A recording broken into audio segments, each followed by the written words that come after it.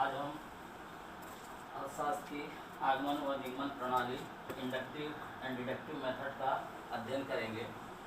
आप जानते हैं कि अर्थशास्त्र को एक विज्ञान भी माना गया है। विज्ञान के अंतर्गत हम किसी भी विषय के कारण और परिणाम के बीच संबंध स्थापित करते हैं और तत्पश्चात फिर हम निष्कर्ष निकालते हैं। इसके लिए विज्ञान के विभिन्न सिद्धांतों और नियमों का प्रतिपादन किया जाता है, जिसके लिए जो विधियाँ प्रयोग की जाती हैं उन्हें हम वैज्ञानिक विधियाँ कहते हैं। क्योंकि अर्थशास्त्र को भी एक विज्ञान माना जाता है, इसलिए इसके भी नियमों और सिद्धांतों की खोज करने के लिए कुछ विधियों का प्रयोग किया जाता है, जिन्हें हम अर्थशास्त्र की अध्ययन की विधियाँ कहते हैं। अर्थशास्त्र के अध्ययन की विधि के अंतर्गत या आर्थिक सिद्धांतों के निर्माण के लिए अर्थशास्त्रियों के द्वारा दो प्रमुख अध्ययन प्रणाली आगमन व निगमन प्रणाली का प्रयोग किया जाता है। कहा जाता है कि जिस प्रकार चलने के लिए दाएं और बाएं पैर की आवश्यकता होती है, उसी प्रकार अर्थशास्त्र के अध्ययन के लिए आगमन व निगमन प्रणाली की आवश्यकता होती है। सर्वप्रथम हम आगमन विधि का अध्ययन करेंगे कि आगमन विधि क्या है। ठीक है, तो आगमन विधि के अंतर्गत विशिष्ट सत्य से सामान्य सत्य की ओर निष्कर्ष निकाले जाते हैं। इस विधि के अंतर्गत ठोस तथा वास्तविक तथ्यों के आधार में ऐतिहासिक तथ्यों का अध्ययन एवं विश्लेषण कर सामान्य सिद्धांत प्रतिपादित किए जाते हैं। जे.के. मेहता ने कहा था कि आगमन विधि तर्क की विधि है, जिसमें हम बहुत सी व्यक्तिगत आर्थिक घटनाओं के आधार पर कारण व परिणामों के बीच सामान्य संबंध स्थापित करते हैं।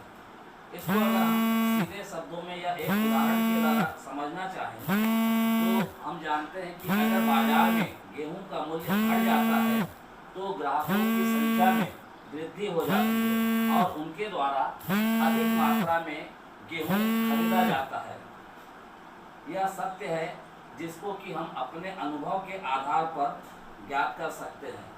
इसलिए हम इस प्रकार के विशिष्ट सत्य के आधार पर एक सामान्य सत्य यह निर्धारित करते हैं कि बाजार में वस्तु का मूल्य गिरने पर उसकी मांग बढ़ जाती है, और इसे ही अर्थशास्त्र में मांग का नियम भी कहा जाता है। इस प्रकार जो आगमन विधि होती है वो अनुभवों पर आधारित होती है, जिसके कारण इसका नाम अनुभव विधि भी पड़ा है।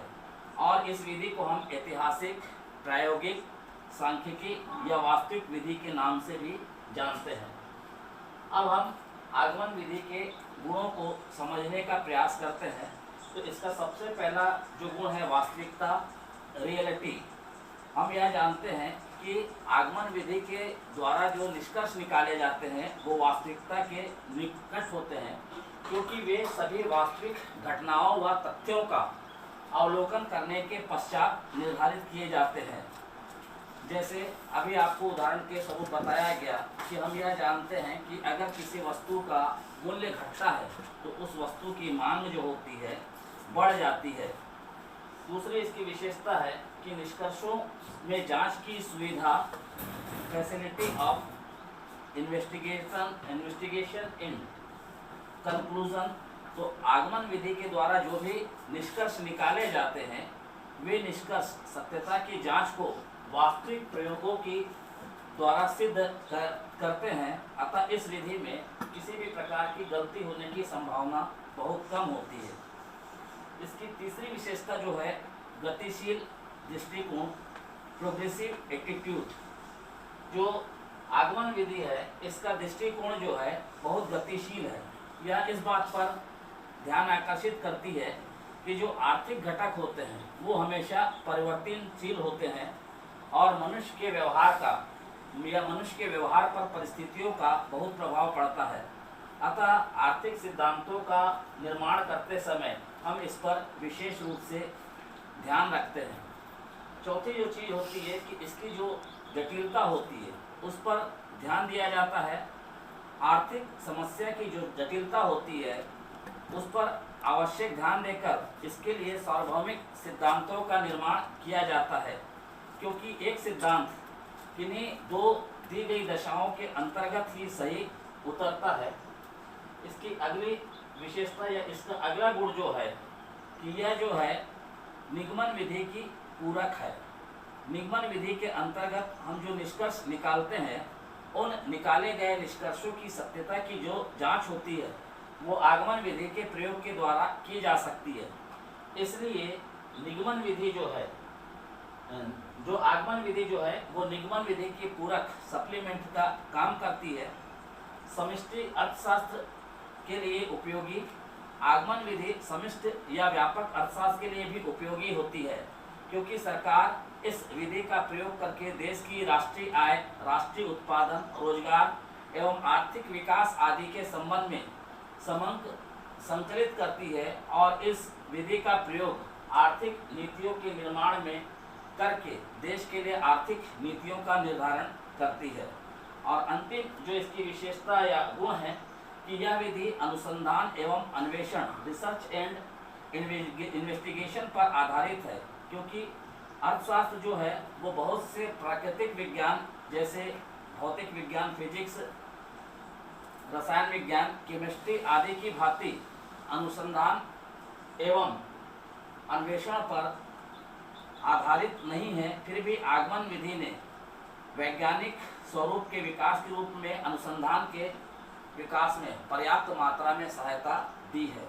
विधि के गुण के पश्चात हम इसके दोष या इसकी जो सीमाएं हैं उसको भी जान लेते हैं। तो आगमन विधि के जो प्रमुख दोष है उसमें सबसे पहला जो दोष है वो है जटिलता, क्रिटिकल।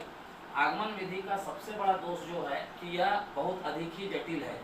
इस विधि के अंतर्गत हमको समंकों की, डाटा की सहायता लेनी पड़ती है, और जब समंकों का हम संग्रहण करते हैं तो समंकों का संग्रहण करना और उनका विश्लेषण करना सभी व्यक्तियों के लिए संभव नहीं होता, बल्कि समंकों का संकलन और उनका विश्लेषण करने के लिए हमको व्यक्तियों को प्रशिक्षण देने की आवश्यकता होती है। इस कारण इस विधि में बहुत अधिक खर्च करना पड़ता है।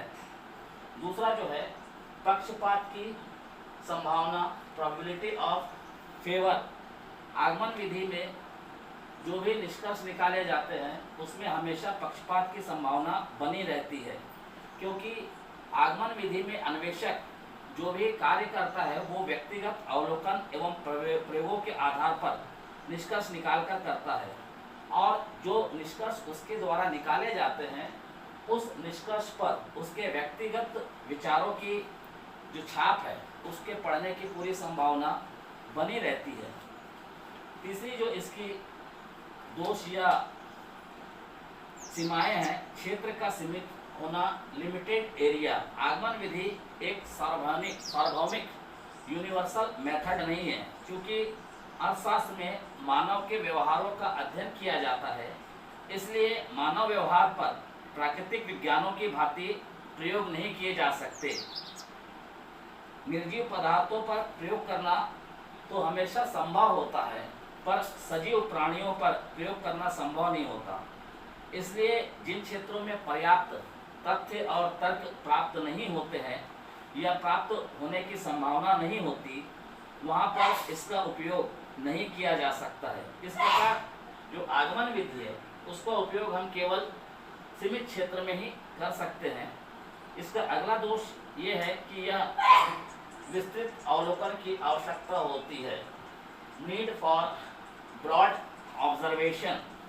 जब हम आगमन विधि का प्रयोग करते हैं तो इसका प्रयोग करने के पश्चात हम निष्कर्ष तभी निकाल सकते हैं, या इसके द्वारा निकाले गए निष्कर्ष तभी सत्य हो सकते हैं जब हम उनको निकालने के लिए अवलोकन करें, और जिन अवलोकनों के आधार पर हम निष्कर्ष निकालना चाहते हैं तो हमारे अवलोकनों की संख्या जो होती है वो अत्यधिक होनी चाहिए।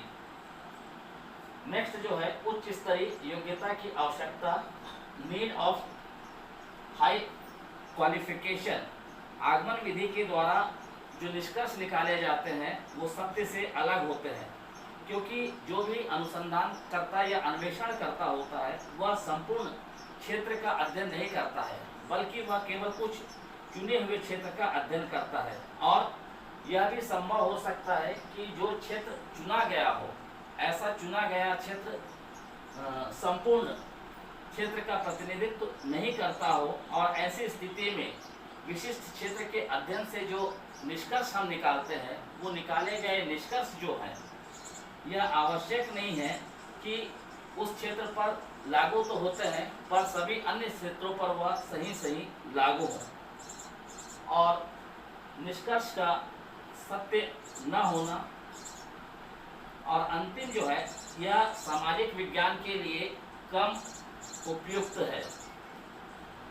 जो आगमन विधि है वो प्राकृतिक विज्ञानों के लिए, जैसे फिजिक्स, केमिस्ट्री आदि के लिए तो लाभदायक हो सकती है, लेकिन सामाजिक विज्ञानों के लिए इसकी उपयोगिता जो होती है वो कम होती है, क्योंकि सामाजिक विज्ञान के अंतर्गत हम मानवों का अध्ययन करते हैं या मानव के आचरण का अध्ययन करते हैं, और मानवों को प्रयोगशाला में कैद नहीं किया जा सकता है, जबकि मानव का अध्ययन करते समय जो मानव व्यवहार होते हैं उसके ऊपर अनेक परिस्थितियों का प्रभाव भी पड़ता है। अतः उनके बारे में, अर्थात मानव के बारे में, प्रयोग के बारे में अनुमान लगाना कठिन होता है। निगमन विधि अर्थशास्त्र की सबसे प्राचीन व पुरानी विधि मानी जाती है। इस विधि के अंतर्गत कुछ सर्वमान्य एवं आधारभूत तथा स्वयं सिद्ध बातों को आधार मान करके कुछ सामान्य नियमों एवं सिद्धांतों का निष्पादन किया जाता है।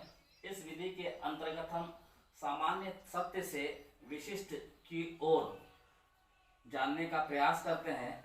जेके मेहता ने इसको परिभाषित करते हुए कहा था कि निगमन विधि अध्ययन की वह विधि है जिसमें दी हुई घटनाओं के बीच कारण व परिणाम के संबंध का अध्ययन किया जाता है। अर्थात जैसे हम यह जानते हैं कि मनुष्य एक मरणशील प्राणी है, ठीक है, और हम यह भी जानते हैं कि जो मरणशील है वह मरेगा अवश्य।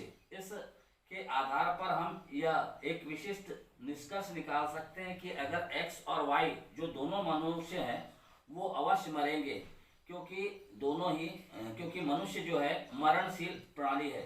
इस प्रकार निगमन विधि के अंतर्गत हम सामान्य सत्य के आधार पर विशिष्ट सत्य की खोज करते हैं। इस प्रकार हम यह सर्वमान्य सत्य मान सकते हैं कि अन्य बातें समान रहने पर जैसे जैसे वस्तु की कीमत घटती है, वैसे वैसे उस वस्तु की जो मांग है बढ़ती जाती है। इस प्रकार हम यह कह सकते हैं कि किसी वस्तु की कीमत कम होने पर उस वस्तु की जो मांग है वो बढ़ जाती है। अब इसके हम गुणों का अध्ययन करेंगे तो निगमन विधि के कुछ गुण या विशेषताएं हैं। तो इसकी सबसे पहला गुण जो है इसकी सरलता, सिंप्लिसिटी है। निगमन विधि का जो गुण है उसका सबसे पहली जो विशेषता है वो उसकी सरलता है, क्योंकि प्रत्येक मनुष्य के लिए यह संभव नहीं है कि वह प्रयोग कर सके, परीक्षण कर सके और उसके बाद निरीक्षण के द्वारा किसी परिणाम एवं निष्कर्ष तक पहुँचे। लेकिन कोई भी व्यक्ति निगमन विधि के द्वारा थोड़ी सी सामान्य समझ के द्वारा सामान्य सत्य के आधार पर तर्क एवं अनुमान की सहायता से विशिष्ट सत्य एवं उसके परिणाम तक पहुंच सकता है। अध्ययन की किसी भी विधि में इतनी सरलता नहीं पाई जाती। दूसरा जो है निश्चितता व स्पष्टता, सर्टेनिटी एंड क्लियरिटी। निगमन विधि का दूसरा गुण इसकी निश्चितता व इसकी स्पष्टता है, क्योंकि निगमन विधि के द्वारा जो भी निर्णय निकाले जाते हैं वह हमेशा अधिक निश्चित और स्पष्ट होते हैं। इसका दो कारण होता है। पहला कारण यह है कि यह विधि तर्क एवं वितर्क पर आधारित है, और दूसरा इन निष्कर्षों को निकालने के लिए गणितीय विधियों का प्रयोग किया जाता है। इसकी तीसरी विशेषता या जो गुण है वो इसकी सर्वव्यापकता, यूनिवर्सलिटी है। निगमन विधि का तीसरा गुण इसकी सर्वव्यापकता है। निगमन विधि के द्वारा जो भी निष्कर्ष निकाले जाते हैं वो सर्वव्यापक एवं सर्वकालीन होते हैं, और इसके द्वारा निकाले गए सभी निष्कर्ष जो होते हैं प्रत्येक देश में लागू होते हैं, क्योंकि इनका आधार मानव व्यवहार होता है। और हम यह कह सकते हैं कि अगर हम सीमांत उपयोगिता ह्रास नियम देखेंगे तो वह प्रत्येक समय में प्रत्येक देश पर लागू होता है। चौथी चीज जो होती है, ये चौथा इसका जो गुण है वो निष्पक्षता, न्यूट्रल होता है। निर्गमन विधि हमेशा निष्पक्ष होती है और इसके द्वारा निकाले गए जो निष्कर्ष होते हैं वो निष्पक्ष होते हैं, क्योंकि ये एक ऐसे सत्य पर आधारित होते हैं जो स्वयं एक सर्वमान्य मानव व्यवहार पर आधारित होते हैं। कोई भी अनुसंधान करने वाला व्यक्ति इन निष्कर्षों को अपने विचार या दृष्टिकोण से कभी भी प्रभावित नहीं कर सकता है। इसकी पांचवी विशेषता, आगमन विधि की पूरक, सप्लीमेंट ऑफ इंडक्शन मेथड। निगमन विधि को आगमन विधि का पूरक माना जाता है, क्योंकि अर्थशास्त्र जैसे सामाजिक विज्ञान में सभी परिस्थितियों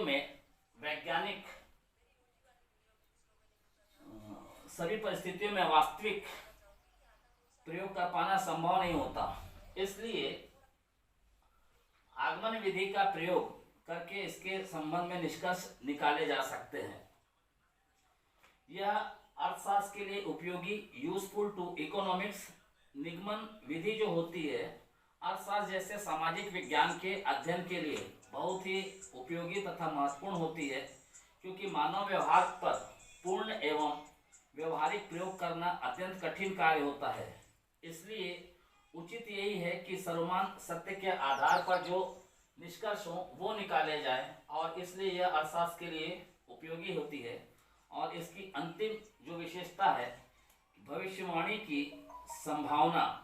तो निगमन विधि के द्वारा अर्थशास्त्र में आर्थिक घटनाओं का अनुमान लगा लिया जाता है और इसी के आधार पर भविष्यवाणी की जाती है।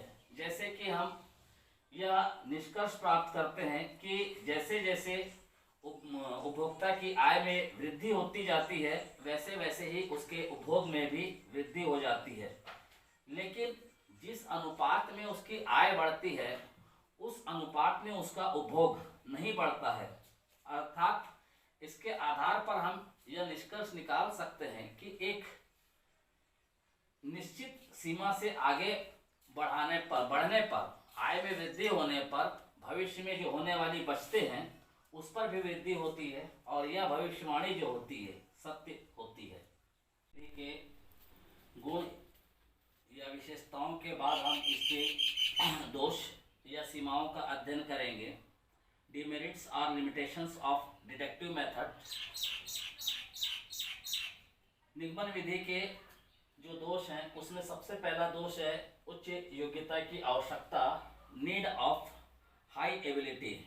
निगमन विधि का प्रयोग केवल उन्हीं व्यक्तियों के द्वारा किया जा सकता है जो तर्क एवं वितर्क करने की उच्च स्तरीय क्षमता रखते हों, क्योंकि इस विधि के अंतर्गत निष्कर्ष निकालने के लिए, तर्क वितर्क करने के लिए अत्यधिक सावधानी की आवश्यकता होती है।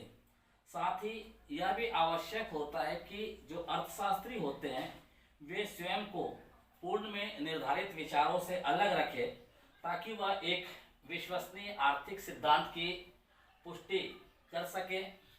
इसकी दूसरी सीमा या इसका जो दूसरा दोष है, निष्कर्षों का वास्तविकता से दूर होना। तो निगमन विधि के द्वारा जो निष्कर्ष निकाले जाते हैं वे केवल कुछ मान्यताओं पर आधारित होते हैं, और ये मान्यताएं या ये नियम तभी सत्य होती हैं जब सभी मान्यताएं सत्य होती है। अर्थात आर्थिक दशाओं में परिवर्तन होने के साथ साथ इन मान्यताओं में भी परिवर्तन आ जाता है, और इसलिए इनके द्वारा जो निष्कर्ष निकाले जाते हैं वो निष्कर्ष गलत हो सकते हैं। तीसरा जो है इसका दोष, सार्वभौमिकता का अभाव, अब्सेंस ऑफ यूनिवर्सलिटी। तो निगमन विधि के जो समर्थक है उनका यह मानना है कि इस विधि के द्वारा जो निष्कर्ष निकाले जाते हैं वो सार्वभौमिक होते हैं, जो कि सही नहीं होते, क्योंकि हर देश का जो सामाजिक वातावरण होता है वह दूसरे देश से भिन्न होता है।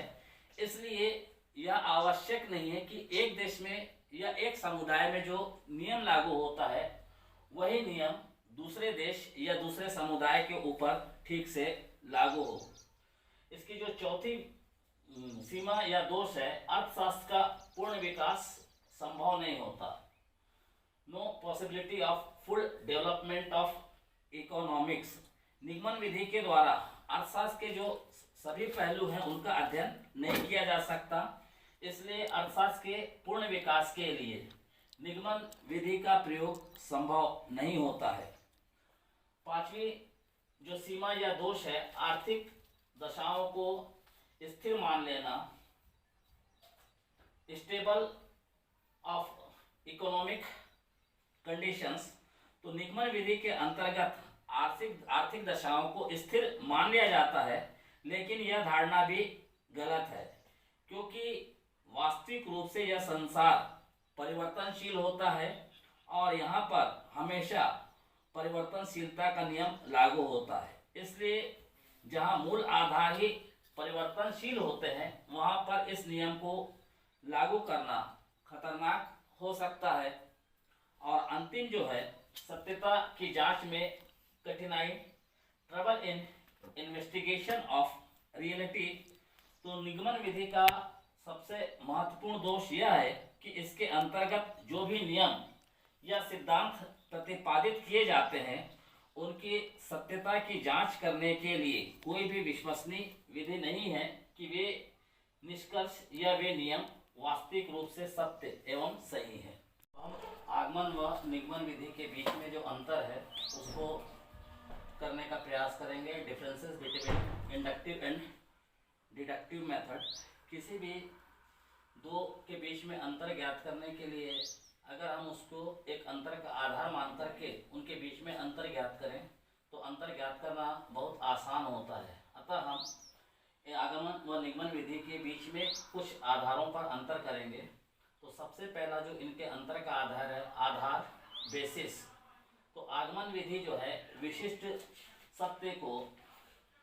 सत्य के आधार पर सामान्य सत्य की खोज करती है। जैसे कि हम यह जानते हैं कि जब बाजार में गेहूं का मूल्य घट जाता है तब गेहूं को खरीदने वाले ग्राहकों की संख्या में वृद्धि हो जाती है, जबकि निगमन विधि जो होती है वह सामान्य सत्य के आधार पर विशिष्ट सत्य की खोज करती है।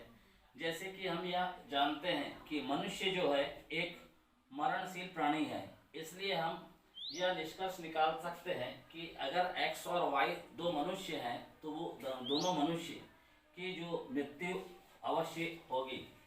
दूसरा जो इसके अध्ययन का आधार इनके अंतर का आधार है वो है प्रयोग, एक्सपेरिमेंट। आगमन विधि जो है अवलोकन तथा प्रयोग पर आधारित होती है। आगमन विधि के द्वारा हम पहले जो वास्तविक तथ्य या घटनाएं होती हैं उनका अवलोकन करते हैं और उसके बाद अपना निष्कर्ष निकालते हैं, जबकि निगमन जो विधि होती है वो मान्यताओं पर आधारित होती है। इसमें तीसरा जो अंतर का आधार है वो है तर्क का क्रम, रैंकिंग ऑफ